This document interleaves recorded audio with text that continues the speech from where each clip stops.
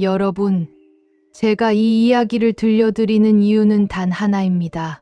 여러분만은 저처럼 당하지 않았으면 해서예요. 제 이름은 김옥자, 올해 73입니다. 평생을 성실하게만 살았어요.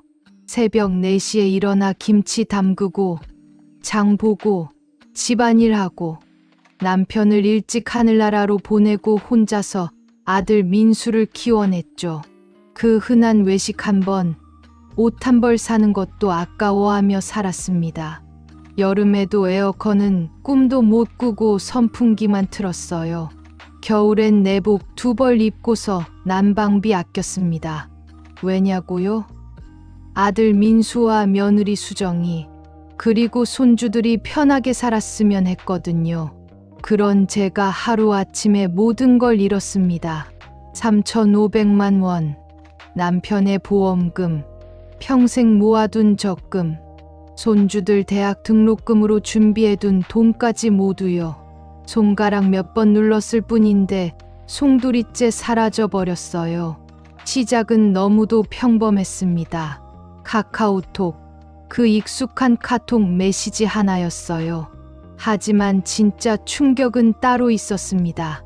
제 전 재산을 빼앗은 진짜 범인이 누구인지 알았을 때, 그때 정말 차라리 죽는 게 나았을 거라고 생각했어요.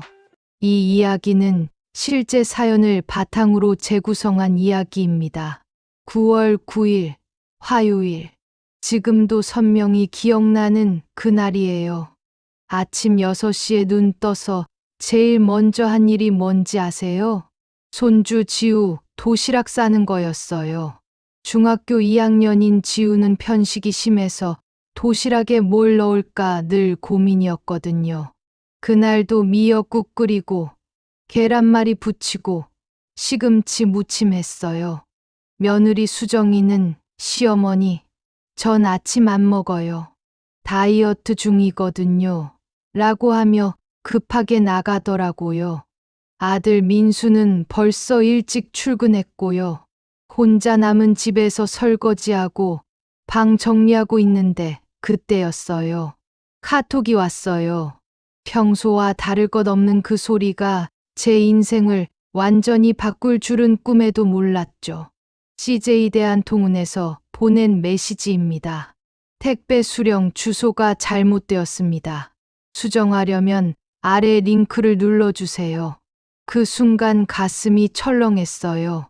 혹시 지우 학용품이나 수정이가 주문한 화장품인가 싶어서요. 링크를 눌렀더니 정말 택배회사 홈페이지 같았어요. CJ 대한통운 로고도 똑같고 색깔도 디자인도 진짜와 똑같더라고요. 아, 진짜구나 싶었죠. 그런데 화면에 본인 확인을 위해 휴대폰 인증을 해주세요라고 나왔어요.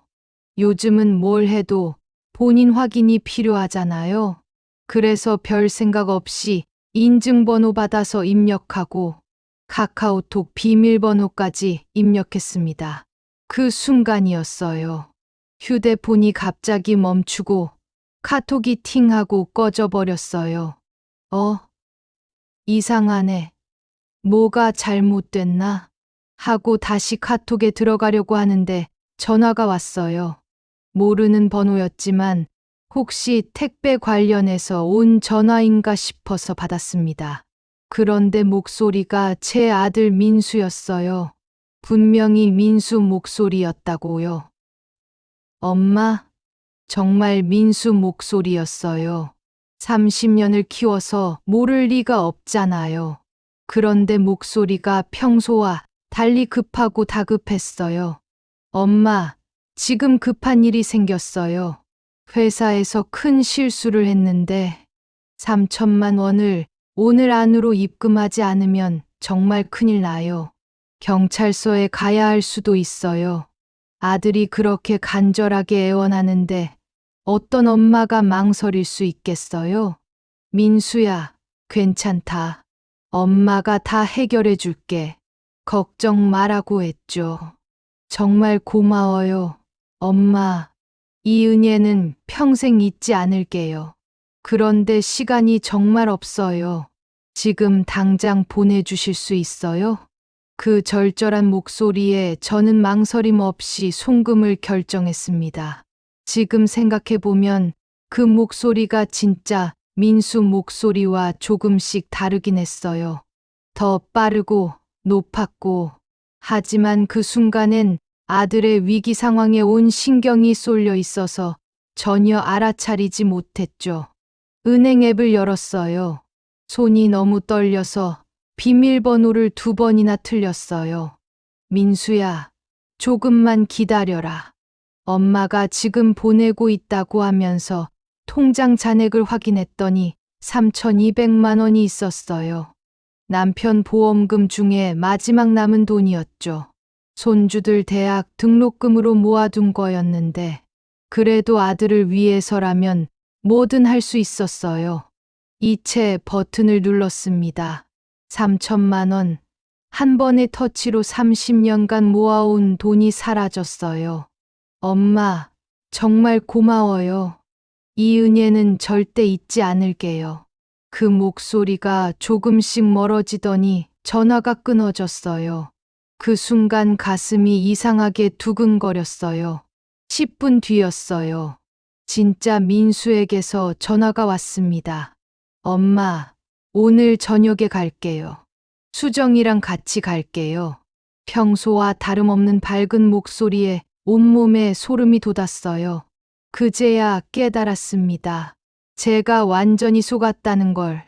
그날 저녁 민수와 수정이가 왔을 때 모든 걸 털어놨어요. 민수야, 엄마가 큰일 났다. 오늘 3천만 원을 보냈는데 그게 너한테 보낸 게 아니었나 봐라고 말했죠. 민수는 깜짝 놀라면서 엄마, 제가 언제 그런 전화를 드렸어요? 당장 경찰서에 신고해야 해요 라고 했어요. 하지만 수정이의 반응은 달랐어요. 아이고, 시어머니. 그러게 왜 확인도 안 하고 그런 돈을 보내세요?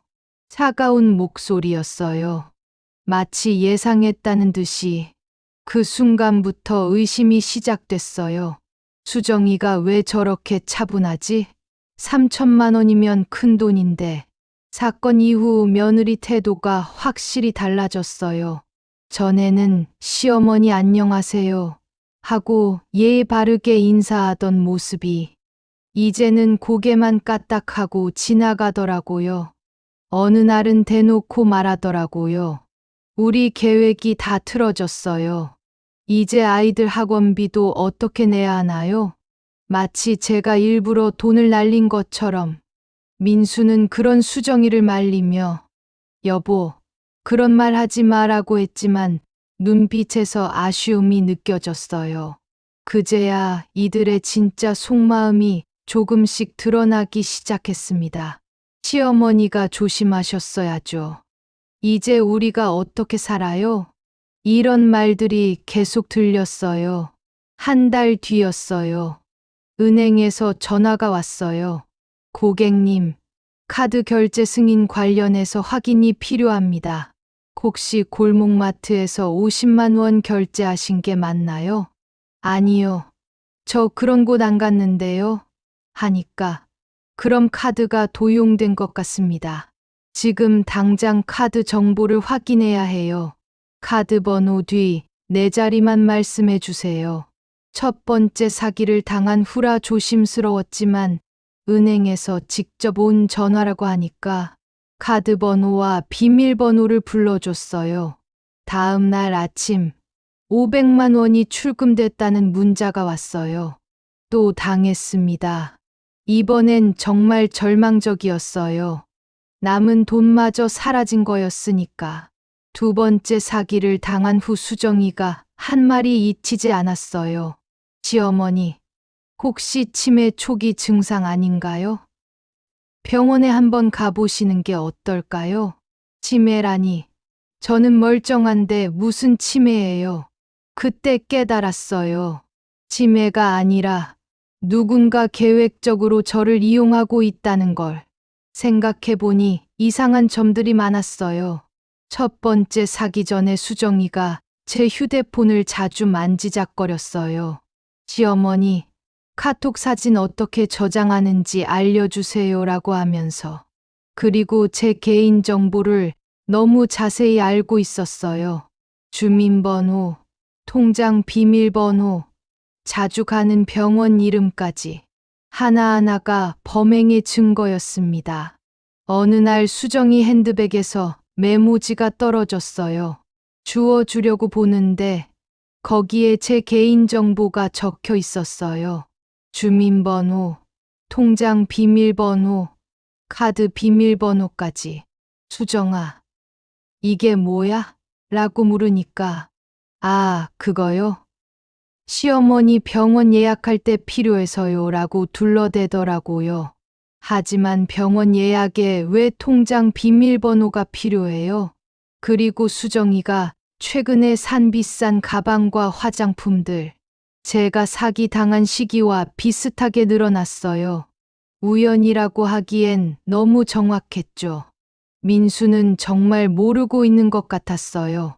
하지만 아내의 행동을 묵인하고 있었던 거죠. 결국 공범이나 마찬가지였습니다. 그런데 정말 충격적인 일이 벌어졌습니다. 제가 제일 믿고 의지했던 친구 순임이, 그 순임이가 저를 경찰서로 데려가면서 한 말이 있어요. 옥자야, 이거 경찰에 신고해야 해. 가족이라고 해서 범죄가 안 되는 건 아니잖아. 순임이가 경찰서에 아는 사람이 있다고 하더라고요. 몰래 확인해 볼 수 있는 방법이 있다고. 며칠 후에 충격적인 소식을 들었어요. 옥자야, 내 며느리하고 아들이 수사선상에 올랐어. 이미 여러 건의 신고가 들어온 상태래. 가슴이 무너졌어요. 정말이었구나. 내 가족이 나를 속인 게. 그날 밤 잠을 한숨도 못 잤어요. 어떻게 가족이 가족을, 특히 어머니를 이렇게 속일 수가 있을까? 경찰에서 정식 조사가 시작됐어요. 통장 내역을 추적해 보니 제 돈이 모두 민수와 수정이 명의 계좌로 흘러갔더라고요. 직접적으로는 수정이가 주범이었어요. 인터넷에서 만난 보이스피싱 조직과 연결되어 제 개인정보를 제공하고 돈을 나눠 가졌던 거예요. 민수는 처음엔 몰랐다고 했지만 나중에 알고도 막지 않았어요. 어차피 나중에 우리가 상속받을 돈 아니냐는 생각이었대요. 가족이 배신했다는 현실에 정말 가슴이 무너져 내렸어요. 30년간 키워온 아들이 며느리와 함께 저를 등쳐먹었다는 게 재판이 시작되고 나서야 모든 진실이 드러났어요. 수정이는 결혼 전부터 이런 일에 관여했던 거예요. 저를 타깃으로 정한 건 결혼 직후부터였다고 해요. 제가 혼자 살고 돈이 좀 있다는 걸 알고 계획적으로 접근했던 거죠. 심지어 친정어머니까지 같은 방법으로 속였대요. 민수는 처음엔 몰랐지만 수정이가 비싼 물건들을 사오는 걸 보고도 의심하지 않았어요. 오히려 우리 살림이 늘었네 하고 좋아했대요. 재판에서 수정이가 한 말이 아직도 귀에 생생해요. 어차피 시어머니 돈은 나중에 우리 거 될 돈이었어요. 조금 일찍 쓴 것뿐이에요. 그 말을 듣는 순간 정말 숨이 막혔어요. 재판 후에 집은 완전히 텅 비었어요. 민수와 수정이는 구속되고 손주들은 수정이 친정으로 보내졌어요. 전 재산 중 대부분은 이미 사라져서 회수가 불가능했어요. 일부만 계좌 동결로 막을 수 있었을 뿐이죠. 3,500만 원 중에 고작 800만 원만 돌려받았어요. 법적으로는 제가 피해자가 맞지만 가해자가 제 가족이라는 사실이 가장 큰 상처였어요. 돈보다 더 소중한 신뢰와 사랑을 잃어버린 거니까요. 이웃들의 시선도 차가워졌어요. 가족한테 당하다니 뭔가 이상한 집안이었나 봐. 이런 수근거림이 계속 들렸어요. 그런데 여기서 끝이 아니었습니다. 진짜 충격은 따로 있었어요. 어느 날 순임이가 제게 이상한 제안을 했어요. 옥자야, 너 혼자 살기 어렵잖아. 우리 함께 살자. 내가 도와줄게. 처음엔 고마웠어요. 이런 어려운 시기에 손 내밀어 주는 친구가 있다는 게. 하지만 뭔가 이상했어요. 순임이가 갑자기 여유로워진 것 같았거든요. 새 옷도 입고 화장품도 바뀌고. 순임아, 너 요즘 살림이 좋아진 것 같다? 하고 물으니까 에이, 뭔 소리야. 그냥 아끼던 거 꺼내 입는 거지라고 하더라고요. 그러던 어느 날 순임이 집에서 우연히 보게 된 서류가 있었어요. 제 이름이 적힌 보험 관련 서류. 순임아, 이게 뭐야? 라고 물으니까 얼굴이 확 굳어지더라고요. 아, 그거. 내가 힘들어할 때 내가 대신 정리해 준 거야. 하지만 뭔가 석연치 않았어요. 왜 제 보험 서류가 순임이 집에 있을까? 더 의심스러운 건 순임이가 제 개인정보를 너무 자세히 알고 있다는 거였어요. 그리고 결정적인 순간이 왔습니다. 수정이가 감옥에서 보낸 편지에 적힌 한 줄. 시어머니, 순임 이모한테 고마워하세요. 이모가 아니었으면 이렇게 쉽게 못했을 거예요. 그 순간 온 세상이 무너지는 것 같았어요. 순임이 제가 제일 믿고 의지했던 친구가 며느리와 손을 잡고 저를 속인 거였어요. 모든 퍼즐이 맞춰지기 시작했어요. 순임이가 제 휴대폰을 만지작거리며 이거 어떻게 하는 거야? 했던 것들, 제 개인정보를 물어봤던 것들, 은행 관련해서 조언해 준다며 들여다봤던 것들, 모두 다 계획이었던 거예요. 순임이는 수정이와 처음부터 공모하고 있었던 거였어요. 수정이가 결혼하기 전부터 말이에요. 순임이의 역할은 저를 안심시키고 의심하지 않게 만드는 거였어요. 가장 믿을 만한 친구가 괜찮다. 가족을 믿어야지 하고 말하면 누가 의심하겠어요? 그리고 사기를 당한 후에는 경찰에 신고하자며 적극적으로 나서서 수사 과정을 지켜보고 혹시 자신들에게 불리한 증거가 나오면 미리 대처할 계획이었던 거죠. 가장 잔인한 건 제가 가장 힘들어할 때 친구니까 도와준다며 접근해서 남은 재산까지 노렸다는 거예요. 제가 혼자 살기 어려워 보이니까 함께 살자고 하면서 제 보험이나 남은 재산을 관리하겠다고 했던 거예요.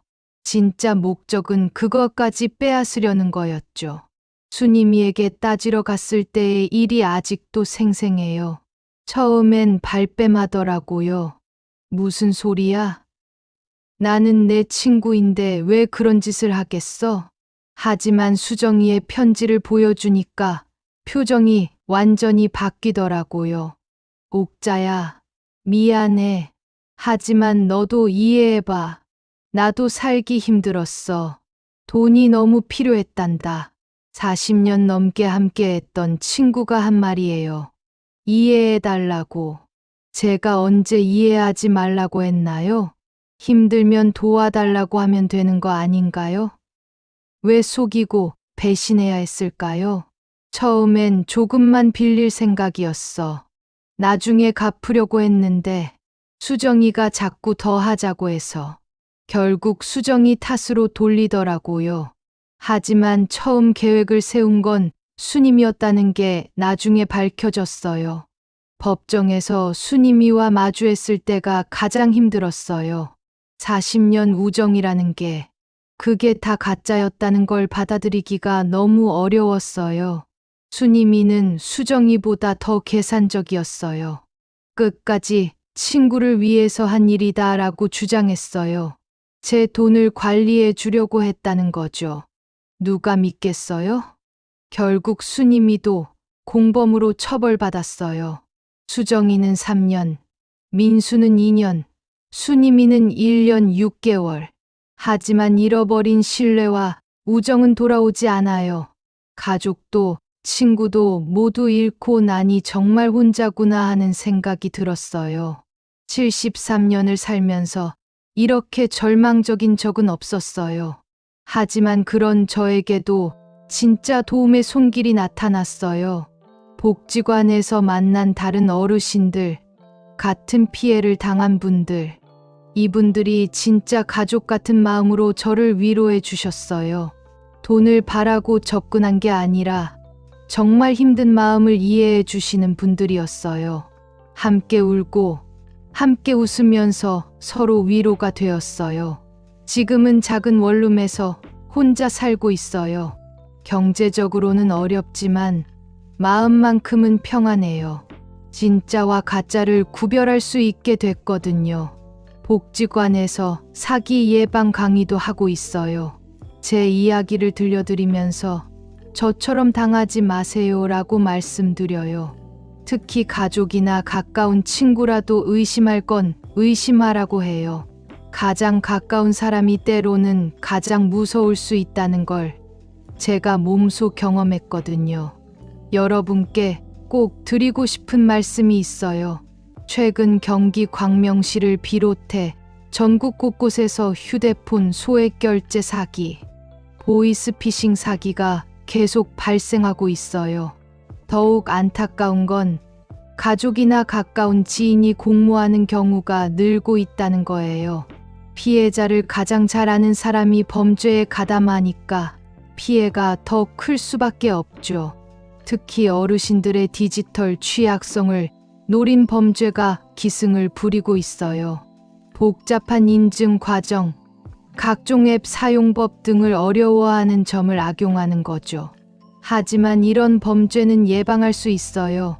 올바른 정보와 조심성만 있다면 충분히 막을 수 있습니다. 첫째는 의심하는 습관을 기르세요. 가족이라도 친구라도 돈과 관련된 요구를 하면 한 번 더 확인하세요. 둘째는 디지털 기기 사용법을 배우세요. 어렵더라도 기본적인 보안 설정은 꼭 해두세요. 셋째, 혼자 고민하지 마세요. 의심스러운 일이 있으면 주변 사람들과 상의하고 필요하면 관련 기관에 문의하세요. 넷째, 피해를 당했다면 즉시 신고하세요. 부끄럽다고 숨기는 건 더 큰 피해를 불러올 뿐이에요. 그리고 주변의 어르신들, 디지털에 익숙하지 않은 분들에게도 이런 영상과 정보를 많이 알려주세요. 함께 조심하고 함께 지켜나가야 우리 모두가 안전할 수 있어요.